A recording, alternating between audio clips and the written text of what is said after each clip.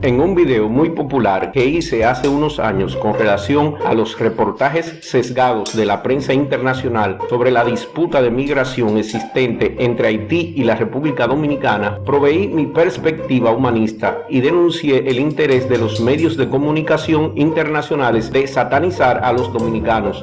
Y para lograr eso, quise elaborar sobre la historia de estos dos países, Haití y República Dominicana, que comparten una isla, iniciando por describir los indígenas que en ella vivían y luego hablando de cómo los españoles del siglo XVI cometieron un genocidio en contra de estos indefensos indígenas. En la sección de comentarios de ese video, algunos de mis audientes estuvieron en desacuerdo con algunas de las informaciones que ofrecí en el video, y eso está bien, porque no todo el mundo está de acuerdo con lo que uno dice, pero para mi sorpresa hubieron algunos, incluyendo puertorriqueños y dominicanos, que negaron totalmente que haya habido un genocidio o una exterminación total de los indígenas de estas islas, puesto que algunos alegaban que la mayoría de su ADN era taíno y por ende se consideraban indígenas y no latinos. Este video provee respuestas a varios temas relacionados con las sociedades aborígenes que habitaban la isla de Santo Domingo o Hispaniola, su historia y cómo ellos fueron exterminados por los conquistadores españoles, y también responderá a la pregunta de que si todavía existe y en qué % sangre taína en las venas de los dominicanos y otros habitantes de las Grandes Antillas. La información aquí ofrecida es el producto de la investigación de Jolulipa y la consulta de varios libros, incluyendo la Enciclopedia Ilustrada de la República Dominicana, publicada en el 2008, y el famoso libro llamado La República Dominicana, publicado en el 1957 por Ramón Marrero Aristi, y documentos y reportes del Archivo de Indias en España, escritos por los frailes e historiadores que vinieron con los conquistadores a esta nueva tierra. Debemos resaltar el hecho de que la historia de la isla y del Nuevo Mundo se comenzara a escribir por Oviedo y Las Casas, cuando ya los indios de esta isla habían sido prácticamente exterminados y se habían perdido las mejores fuentes orales para reconstruir su historia y trazar un plano de organización política y social de aquel pueblo. Determinó que todo lo referente a su cultura, sus lenguas o dialectos y otros aspectos de su pasado y su presente hasta la llegada de los españoles se perdiera para siempre, en virtud de lo cual no queda más remedio que conformarse con los relatos imprecisos y las afirmaciones vagas y las contradictorias relaciones que acerca de un mismo hecho se encuentran en las obras de los principales cronistas de Indias. La inmigración aborigen hacia la isla de Santo Domingo o Hispaniola se inicia aproximadamente hace unos 8.000 años durante la transición del Pleistoceno al Holoceno. Los primeros taínos, los igneris, se establecieron en la isla de Santo Domingo en el siglo V de nuestra era. De estos y otros, como los iguayos y macorices, se compone la etnia de los taínos. Ya para los tiempos de la conquista, que se inicia en el año 1492, existían 3 grandes etnias en las islas de las Antillas Mayores: Cuba, Jamaica, Santo Domingo y Puerto Rico. Existían también indios, principalmente caribes, en las Antillas Menores. Las 3 etnias que existían para esa época eran los taínos, los caribes y los guanabatey, que solamente existían en la isla de Cuba o Guana, que es como se le llamó cuando fue descubierta. Los taínos y su ascendencia son originalmente de Sudamérica, principalmente de la cuenca del río Orinoco, pertenecientes a una etnia diseminada por esta área llamada los arahuacos. Estos empezaron su migración hacia estas islas siguiendo el arco de las Antillas, saliendo desde la desembocadura del Orinoco y saltando de isla en isla, llegando a establecerse en las islas de Santo Domingo y Puerto Rico, para más luego pasar a la isla de Guana y Jamaica y llegando tan lejos como las Bahamas. Pero donde los taínos florecieron más fue en la isla que ellos llamaban Haití, que los conquistadores llamaron la Española y que hoy llamamos Isla de Santo Domingo.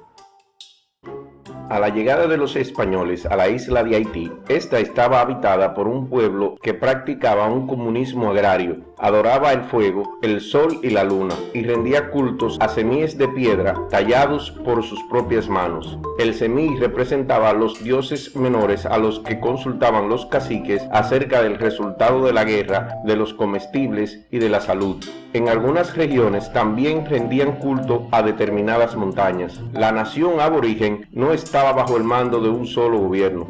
La isla se dividía en 5 reinos o cacicazgos, gobernados por otros tantos caciques. Estos eran Marién, reino del cacique Guacanagarix, Magua del cacique Guarionex, Higüey de Cayacoa, Maguana de Caonabo y Jaragua de Boechío.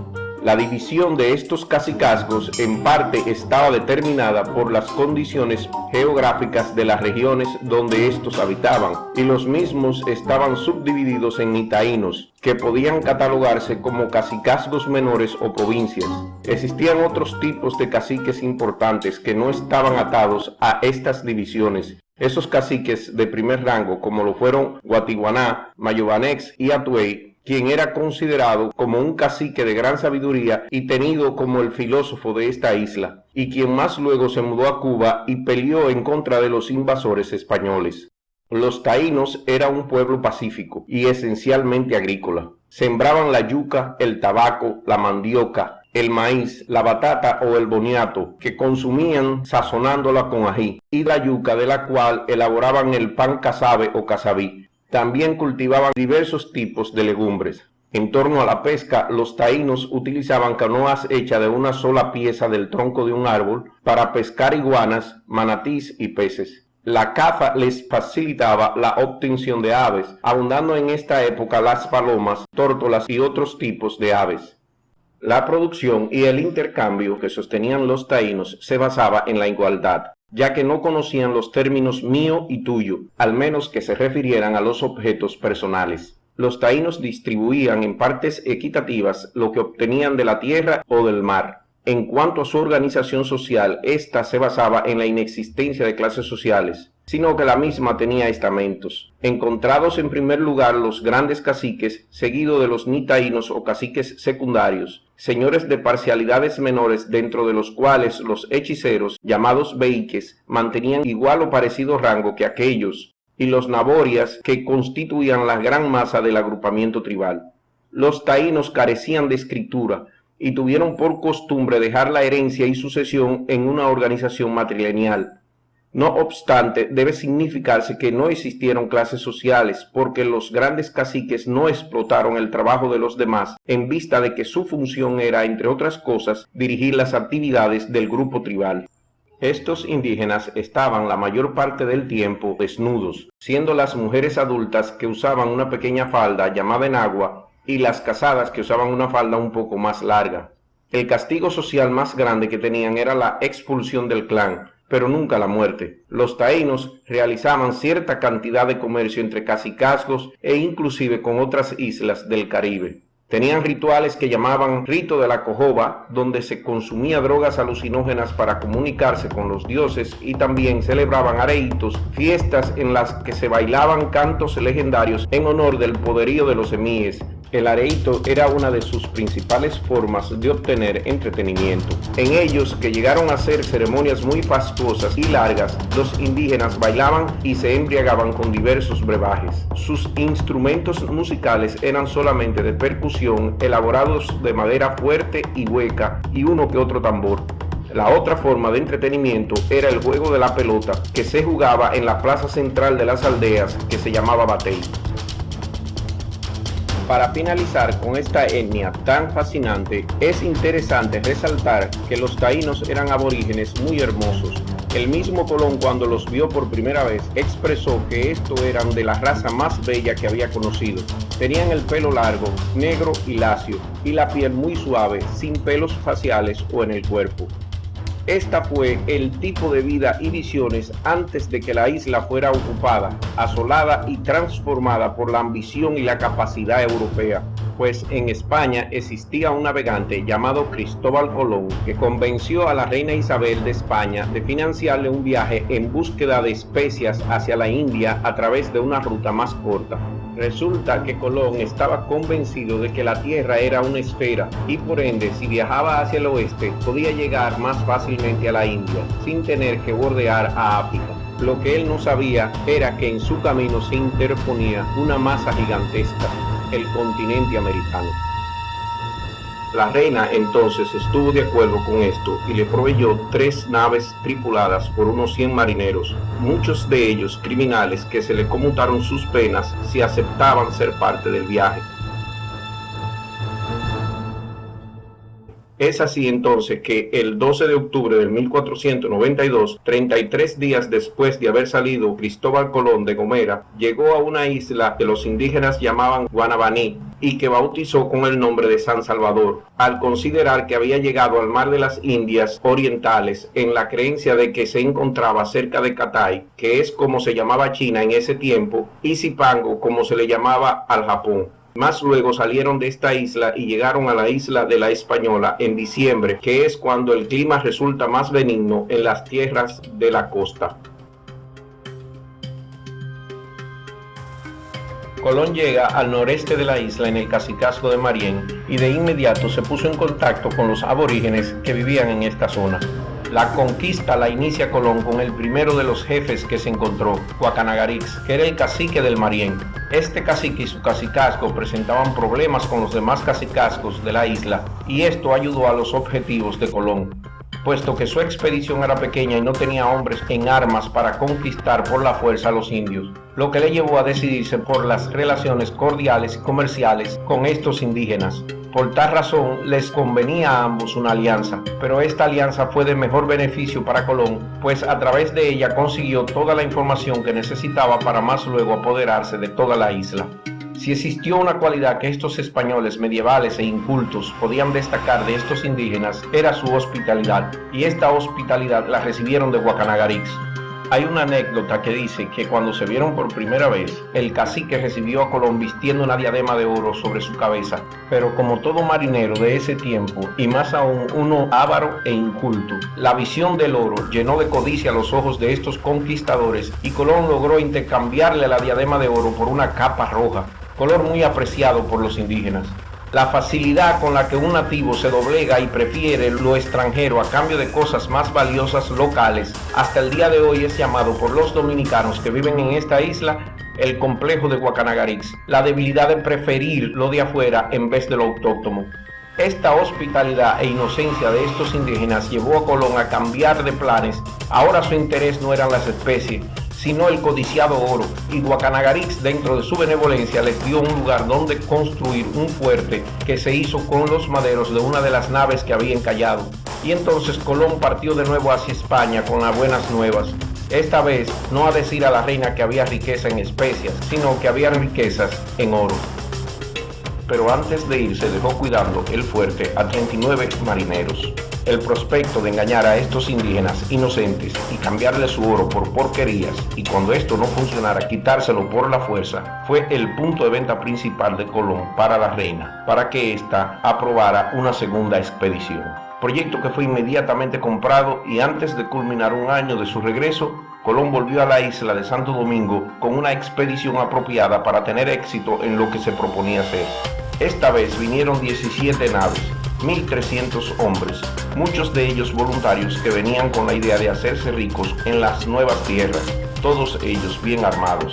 También trajeron caballos y perros de ataque, además de 12 frailes y un enviado de su santidad para iniciar de inmediato la conversión de estos salvajes al cristianismo.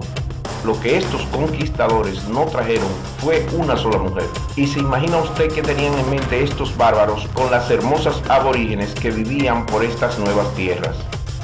Cuando Cristóbal Colón regresó con su bien armada segunda expedición, encontró que los hombres que había dejado estaban todos muertos y su fuerte destruido. Al preguntarle sobre esto al cacique Guacanagarix, que se encontraba herido, este le contestó que los españoles se habían ido por la isla buscando oro y mujeres aborígenes a quien violar, y que pelearon entre ellos por estas razones, muriendo algunos. Otros llegaron al cacicazgo de Maguana, donde el cacique Caonabo, que era de origen caribe y muy belicoso, este los mató a todos, y al enterarse de que existía un fuerte con más españoles en el área de Marién, se trasladó allí y mató a estos también. Guacanagarix y su gente trataron de defenderlos y fue así que este quedó herido pero con vida.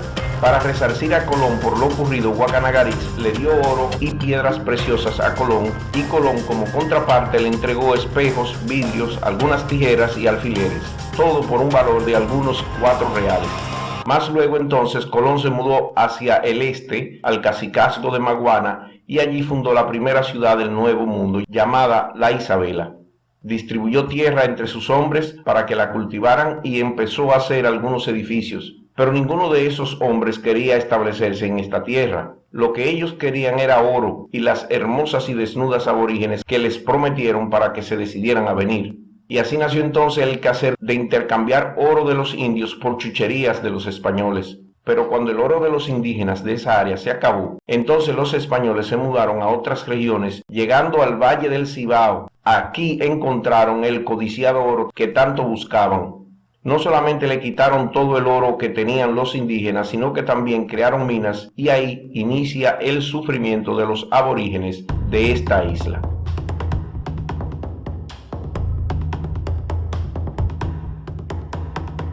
Todo el oro recibido por Colón de Guacanagárix y el recogido en el Cibao fue puesto en un barco y enviado a España, y dado que los indios no poseían más oro del cual timarles, y habiendo encontrado oro en el Cibao, Colón se mudó a esta región e inició la apertura de minas de oro, pero los españoles no estaban deseosos ni eran suficientes para explotarlas, situación que devino en toda una desgracia para los aborígenes de la isla. Estas minas fueron entonces la causa por la cual los españoles obligaron a trabajar a los indígenas por la fuerza. Esto originó en el Cibao una gran confrontación entre los indígenas y los españoles, siendo ganada por los españoles, que capturaron 500 indios, los cuales fueron puestos en un barco y enviados a España para ser vendidos como esclavos. La confrontación también fue causa para que Colón estableciera una ley que por cada español muerto iban a matar 100 indios. Y en espacio de 7 años todos estos aborígenes fueron conquistados por estos españoles inescrupulosos y ambiciosos. A partir de ahí, los españoles esclavizaron a su antojo a los indios para que trabajaran las minas, un trabajo para el cual los frágiles cuerpos de estos indígenas no estaban preparados. Tanta crueldad llevó a algunos frailes que acompañaban a Colón a hablar en defensa de los indígenas. Entre esto estaba el historiador Bartolomé de las Casas y Fray Antonio de Montesinos. Colón y sus hermanos tenían total control sobre la isla, llegando a tener el título de virrey. Eran estos muy crueles, no solo en contra de los españoles, sino también contra los indígenas de la isla. Colón deja a uno de sus hermanos encargado de la ciudad de la Isabela y se va a España a llevar el oro minado y regresar para un tercer viaje con más hombres y armas para seguir subyugando a la isla y sus indígenas. Pero los habitantes de la ciudad de la Isabela, que estaban llenos de enfermedades y pobreza, se sublevan, abandonan la ciudad y se van a vivir al sur de la isla, lo cual fuerza a Bartolomé Colón a mudarse también y fundar la nueva ciudad de Santo Domingo en la desembocadura del río Ozama. Aún así, la forma cruel de los hermanos Colón tratar tanto a los españoles como a los indígenas fue reportado a los reyes en España, y para el año 1500 los reyes estaban cansados de la mala conducta de los hermanos Colón y nombraron un nuevo gobernador en la isla. Y este nuevo gobernador, que odiaba a los Colón, los arresta y envía a España, y es así como el apellido Colón sale de la historia de las Indias. Hegemonía que solamente duró 8 años después del descubrimiento. En estos 8 años ya se había hecho un daño increíble. Decenas de miles de indios ya habían muerto tanto por el maltrato como por las enfermedades contra las cuales el sistema inmunológico de estos no tenía ninguna protección. No se sabe a ciencia cierta el número total de aborígenes exterminados, pero Bartolomé de las Casas dice que a su llegada solo había 60.000 indios. O sea que para este tiempo ya habían muerto por las causas mencionadas cientos de miles de aborígenes de la isla de Santo Domingo. He aquí una muestra de los censos hechos por los españoles a los indígenas a través de los años, y ustedes podrán ver la envergadura del genocidio ocurrido. Este genocidio prácticamente termina con toda la raza taína.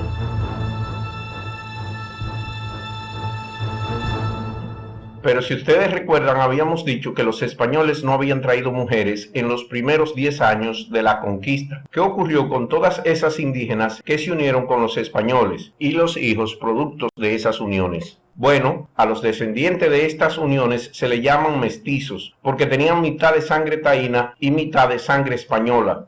Estos mestizos, unidos con la descendencia de los negros que vinieron más tarde como esclavos, crearon una serie de nuevas etnias. El blanco con indígena daba mestizo y el blanco con negro daba mulato. Y en las raras ocasiones que un negro se juntaba con un indígena, entonces a sus hijos se les llamaban sambo.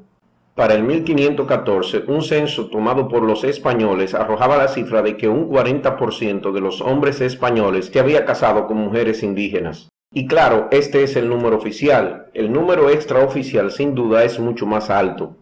Independientemente de lo que trataron de hacer las casas y montesinos para salvar a los indígenas del total exterminio, no funcionó, ya que para el 1530, unas 4 décadas después del descubrimiento, los pocos indios que quedaban se vieron en la obligación de sublevarse, siguiendo a su líder, el cacique Enriquillo, y que una vez a muy duras penas la independencia de este grupo fue reconocida por los españoles, formó una aldea de unos 600 indígenas.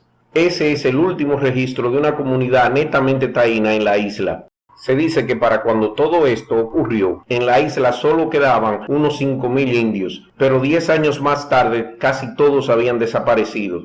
Entonces, lo que queda de sangre indígena para el año 1550 es una mezcla entre blancos e indígenas mestizos.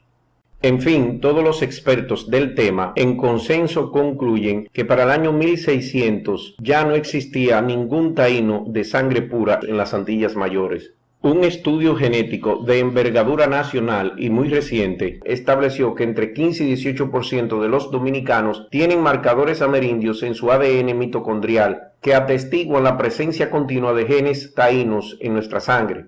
Otro estudio publicado en el 2003 por Martínez Cruzado, biólogo de la Universidad de Puerto Rico, anunció que un estudio genético de toda la isla tomó muestra de 800 sujetos seleccionados aleatoriamente y dio resultado de que el 61% de los encuestados tiene ADN mitocondrial de origen indígena. El mismo estudio reveló marcadores africanos en un 26.4% de la población y el 12.5% tenía ascendencia europea. ¿Cómo es que dos estudios generales en estas islas, uno en Santo Domingo y la otra en Puerto Rico, obtienen resultados tan diferentes? 15 a 18% contra 61%. Dado que la isla española tenía por mucho la mayor población taína, los resultados obtenidos en el primer estudio se consideran más precisos que el que se hizo en Puerto Rico. La verdad del asunto es que en Puerto Rico la cuestión de la identidad indígena a menudo se trae con implicaciones políticas, debido a que esto significa un trato especial por parte del gobierno de los Estados Unidos. Existe un interés predominante por parte de los puertorriqueños en ser llamados taínos, y este interés ha penetrado a algunas comunidades dominicanas en los Estados Unidos y Puerto Rico. Así que esta historia que todavía hay taínos en nuestra isla fue promovida por personas que buscan subsidios federales. El hecho es que todas estas culturas se encuentran mezcladas en cada uno de los dominicanos de hoy. Y si usted es dominicano, probablemente tiene algunos genes taínos. Todos los tenemos. Pero también tenemos algunos genes africanos y españoles en nuestra sangre. Y la triste verdad es que no hay ningún taíno puro. Y lo más probable es que el porcentaje de ADN taíno en nuestra sangre sea menor del 12%. Y he ahí su conclusión. No existe ningún ser humano viviente que sea 100% puro taíno. Los que vivimos en estas Antillas puede ser que tengamos sangre taína en nuestras venas, pero esa etnia está extinguida y por ende es incorrecto que un ciudadano de estas islas se considere taíno. Así que bájese de ese caballo. Usted ni es blanco, ni es negro, ni es taíno. Es caribeño, hispano o latino. Muchas gracias por su atención.